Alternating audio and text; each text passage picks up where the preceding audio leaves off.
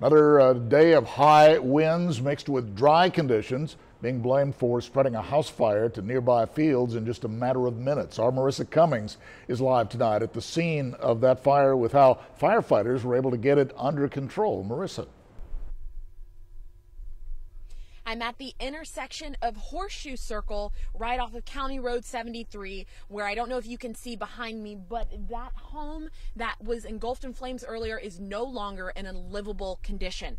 I spoke with the fire chief of the Annaville Fire Department earlier, and he said they got a call around 2 p.m. today, and there was someone inside that had knocked over something, and there was a spark. Now, not everything has been completely confirmed, and it's still under investigation, but they do believe that spark is what started the fire.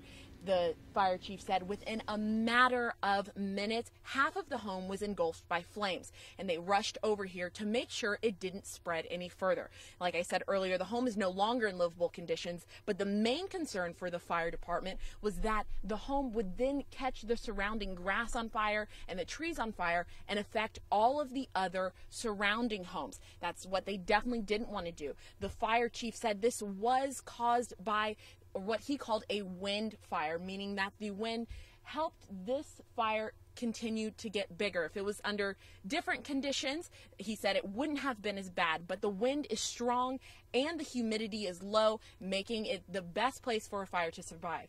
He wants to remind people that even though your home is surrounded by water and may have some puddles, that doesn't mean that the dry plants can't catch on fire. Reporting live in Annaville, Marissa Cummings, 3 News.